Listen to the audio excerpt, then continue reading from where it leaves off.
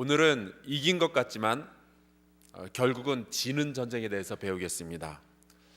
그러자는 게 아니고요, 그러지 말자는 겁니다. 전쟁에 이겼는지 졌는지는 두고 봐야 합니다. 조금 극단적인 예를 들어볼까요? 작년에 서울 북부지법에서 있었던 재판에서는 어느 여성이 살인죄로 기소되었습니다.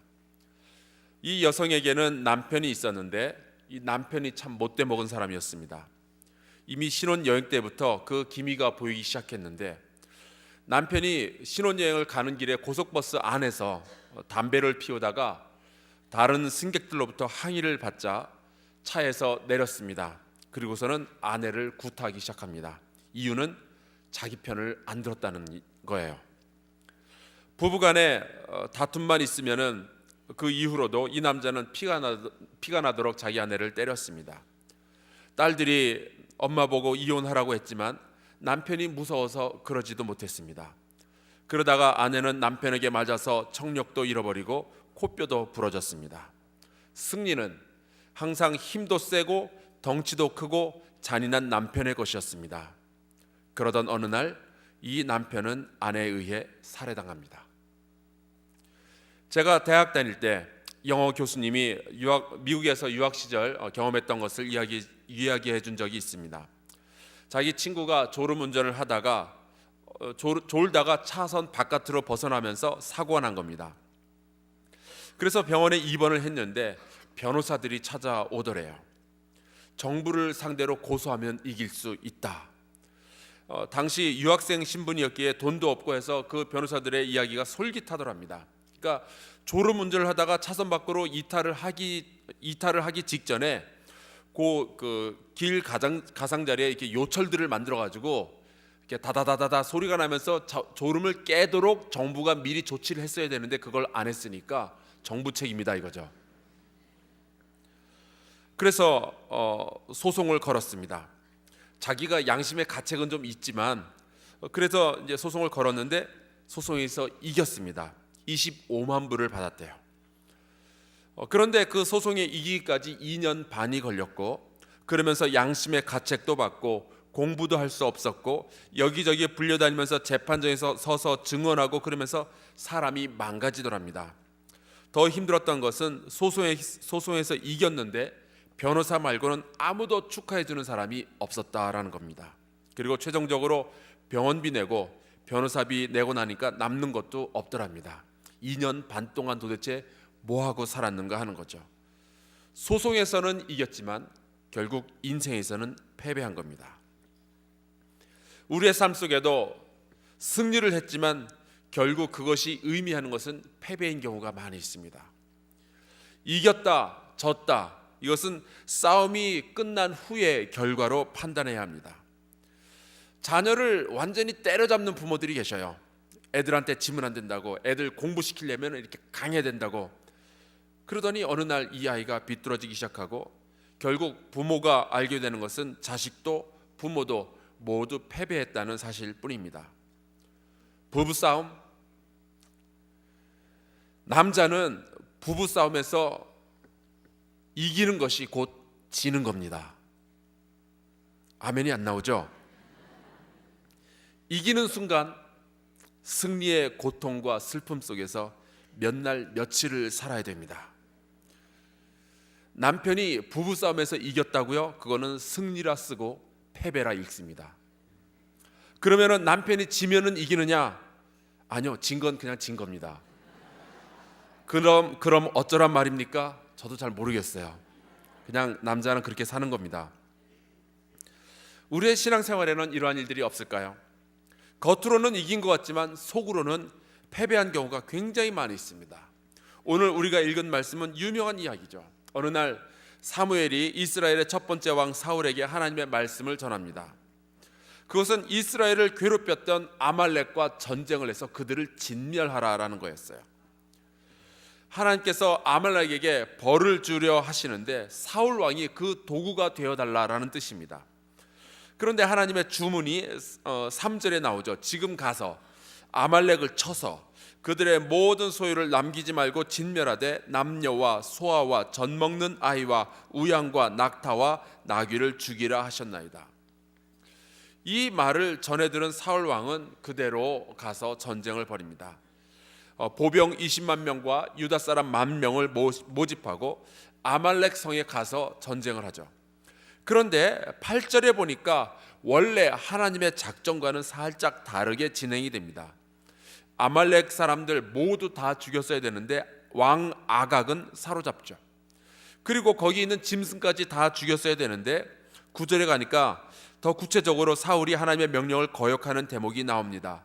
사울과 백성이 아각과 그의 양과 소의 가장 좋은 것 또는 기름진 것과 어린 양과 모든 것을 남기고 진멸하기를 즐겨 아니하고, 그러니까 하나님의 명령을 순종하기를 즐겨하지 않은 거죠. 가치 없고 하찮은 것은 진멸하니라. 왕을 사로잡고 가지고 싶은 것은 다 가지고 멸하고 싶은 것은 멸했습니다. 누가 보더라도 완전한 승리예요. 솔직히 말씀드리자면은 저는 이 사울과 이스라엘 백성의 선택이 더 경제적이고 상식적이라고 생각합니다. 아각은 사로만 잡아놓으면 두고두고 정치적인 선전 도구 중에 목적으로 사용되어질 수 있었고요. 좋은 양과 소는 이스라엘이 갖다 키우면 되죠. 양하고 소가 무슨 잘못이 있겠어요. 사실 아말렉이 이스라엘과 옛날 그 광야에서 싸울 때 양과 소가 함께 싸운 것도 아닐 것이고 살려두는 게 좋죠. 죽이면은 그 자리에서 죽이면은 다 버려야 됩니다. 당시 무슨 냉동고가 있어가지고 얼려놓을 수 있는 것도 아니고 그냥 살려두었다가 두고두고 고기가 먹고 싶을 때 잡아서 갈비도 구워 먹고 꽃등 구워 먹고 불고기 염소탕 그런 거 먹으면 좋잖아요. 승리한 사람이 누릴 수 있는 기쁨들이잖아요.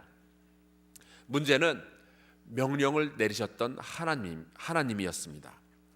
아말렉은 이스라엘 민족을 광야 생활 40년 동안 고생할 때에 이스라엘을 두고두고 괴롭혔던 족속이었어요.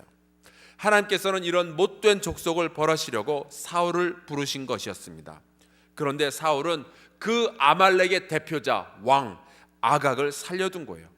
그냥 죽이기는 아까워서 조금 더 고통을 주다가 죽이려고 했던 것도 아니었습니다.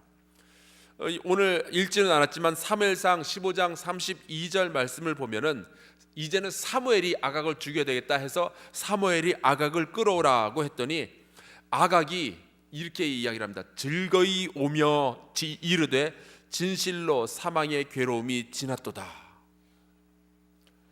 그러니까 이 말은 사울과 아각 사이에는 모종의 거래가 이미 있었다는 의혹을 사기에 충분합니다. 분명히 사울은 전쟁에서 승리했어요. 모든 사람들도 그렇게 생각했습니다. 사울도 그렇게 생각했어요.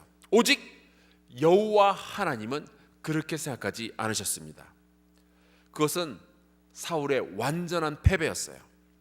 사무엘이 사울 왕에게 말합니다. 읽지 않았지만 15장 23절에 나옵니다. 거역하는 것은 점치는 죄와 같고 완고한 것은 사신 우상에게 절하는 죄와 같음이라. 왕이 여호와의 말씀을 버렸으므로 여호와께서도 왕을 버려 왕이 되지 못하게 하셨나이다. 27절에 보면은 사무엘이 사울과 결별하려고 하자 사울 왕이 사무엘의 옷자락을 붙잡습니다. 근데 그러다가 잘못해서 옷자락이 찢어져요. 안 그래도 사무엘이 열받아 하고 있는데 이제는 옷까지 찢어놨으니 화가 머리 끝까지 나가지고 28절에 말합니다. 여호와께서 오늘 이스라엘 나라를 왕에게서 떼어 왕보다 나은 왕의 이웃에게 주셨나이다. 그것이 사울 왕이 이룬 승리의 최종 결과였습니다. 그렇다면 과연 그게 승리인가 하는 말이죠. 사울은 전쟁에서는 이겼지만 인생에서는 패배했습니다. 자기만 피해를 본 것도 아니에요. 35절에 이런 말씀이 나옵니다. 사무엘이 죽는 날까지 사울을 다시 가서 보지 아니하였으니 이는 그가 사울을 위하여 슬퍼함이었고 사람들을 슬퍼하게 만들었어요. 또 여호와께서는 사울을 이스라엘 왕으로 삼으신 것을 후회하셨더라. 하나님으로 하여금 후회하게 만들었습니다. 이김으로 패배하는 것이 바로 이런 거예요. 나의 승리가 하나님과 사람의 가슴을 아프게 하고 나의 승리가 하나님으로 하여금 실망하게 만들 때 그것은 전혀 승리라고 말할 수 없습니다. 승리의 결과가 후회일 때, 승리했으나 전혀 기쁘지 않을 때, 그것은 진정한 의미에서의 패배예요. 특별히 교회 안에서 성도들과의 관계에서 혹이라도 다툼이 일어났을 때 이 말씀을 꼭 기억하시기를 바랍니다. 억울하고 분해서 큰 소리 한번 내거나 내 편을 조직해서 수군거리는 일은 혹시 일시적인 승리, 일시적인 기쁨을 나에게 가져다 줄지는 모르지만 두고두고 후회가 되는 일이며 주님의 몸된 교회를 해치고 하나님의 마음을 아프게 하고 주의 종 목사들의 마음을 아프게 하는 일입니다. 이김으로 패배하는 거죠. 목사님, 정의를 세워야죠. 네. 하지만 교회 안에서는요, 정의가 사랑을 앞서게 될 때 우리는 이기고도 늘 패배를 맛보게 됩니다. 그리고 도대체 누구 편에서의 정의를 말하는 건가요? 반면에 패배했으나 후회가 없고 졌으나 기쁠 때, 그것은 진정한 의미에서의 승리입니다. 복수 대신에 용서를 선택하고 영광 대신에 겸손을 선택했을 때 세상적으로 보기에는 패배한 것처럼 보입니다. 하지만 주님 안에서 용서와 겸손은 두고두고 우리를 행복하게 하고 하나님을 행복하게 하고 교회를 행복하게 합니다. 세상적으로 성공하고 명예와 부를 얻더라도 하나님께 욕 얻어먹고 사는 인생은 패배한 인생입니다. 그러나 사업에 실패하고 건강도 잃어버리고 명예도 없으나 하나님의 칭찬을 받는 인생은 인생의 승장고예요. 원래부터 승리라는 것은 하나님께서 그 사랑하시는 자에게 주는 것이기 때문입니다. 전쟁이 끝난 후에 얻게 된 전리품을 잘 보아야 그것이 이긴 건지 진 것인지 알 수 있습니다. 나의 승리가 곧 하나님의 승리는 아닙니다. 그러나 하나님의 승리는 나의 승리입니다. 그 하나님을 기뻐하시게 하는 삶, 그리함으로 우리 모두가 기뻐하고 즐거워하고 우리 모두가 만족한 그러한 삶을 사시기를 주의 이름으로 축원합니다. 우리 함께 같이 기도하며 나아갑시다. 나의 섣부른 판단, 미래를 보지 못하는 분노, 혹은 하나님의 마음을 헤아리지 못하는 불순종을 주여 용서하여 주시옵소서. 나의 삶 가운데 일어나는 여러 가지 영적인 전쟁 가운데 하나님께서 기뻐하시며 하나님께서 칭찬하실 만한 그 삶을 살게 하여 주시옵소서. 하나님의 승리를 나의 승리로 삼게 하시고 하나님의 기쁨을 나의 승리의 전리품으로 삼게 하여 주셔서 내 인생을 주님께 순종하며 살게 하여 주시옵소서. 우리 함께 기도할 때에 통성으로 주여 한번 크게 외치고 통성으로 기도하며 나아갑시다. 주여!